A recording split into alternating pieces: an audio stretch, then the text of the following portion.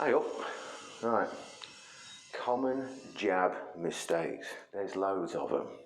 Let's run through a few. Okay. We'll exaggerate them to make a point because that way it's absolutely clear what's going on. One of the biggest mistakes I see is that, let's ignore this, this is the jabbing hand. Look at this one for a moment. One of the biggest mistakes I see, anyway, what I consider a mistake, is that this backhand is not on the face, on the chin, or wherever you want to put it around here. It's not there. Now, obviously, there's some styles where it's low, I get that, but what I'm saying is a general thing, especially for people who are new or fairly new to boxing, and even for top class ones, come on. If this isn't here, it's not protecting you. So when it's here and waving around and you're moving and your hand isn't following your head, then that's a common mistake that's happening with these jabs. I see it all the time, that this hand is all over the place. Just doing silly, crappy ones here. But this hand is moving around whilst people are jabbing. That's a huge mistake that needs rectifying. You can do that, just practice in the mirror, look at yourself, video yourself.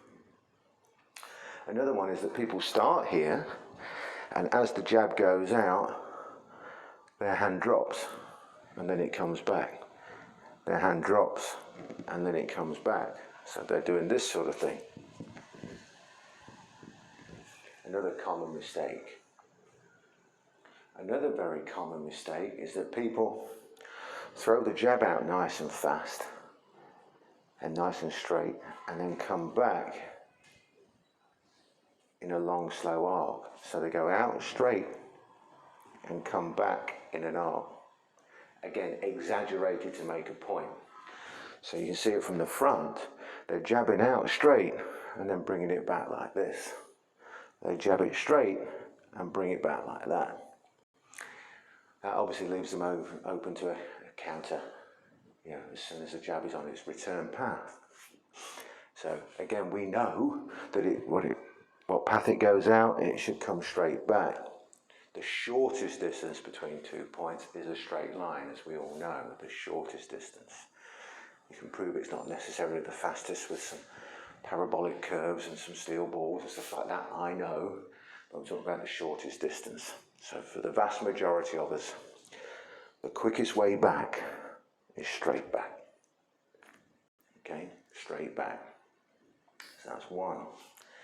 Another common jab mistake that I see is that there is literally no head movement. You see people practicing shadows all the time. They're here, they're moving around, they're doing this, but their head doesn't move. They might be moving their feet, they're doing all sorts of things, but their head is staying in the same place all the bloody time.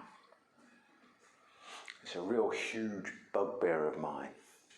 If you have a static target, your head doesn't move, it's a static target. It doesn't matter how much you move your feet, your head's only moving a little bit, isn't it? You understand what I mean? If you're always moving in different planes, X, Y, and Z axis, that's front, back, left, right, up, down, so that you're always moving, so that whenever you throw, you might be moving your head off to the side, you might be moving it down, you might stay still, you might be moving back, you might be moving in, you might be moving off angle, all sorts of things, but you should be moving your head. Also, another common mistake, even with people, they move, throw the jab, come back, but they don't move on the way out. So you should move your head, ideally, before and after you throw, so that you make yourself a very difficult target at all times. So anyway, so there's some real common jab mistakes. I'm sure there's some more. If you think of any more, you can either write them down or not, up to you. Anyway, you know the drill. Share it, like it, whatever, argue, complain, I don't care, whichever. I know I'm right. Anyway, catch you later. Bye.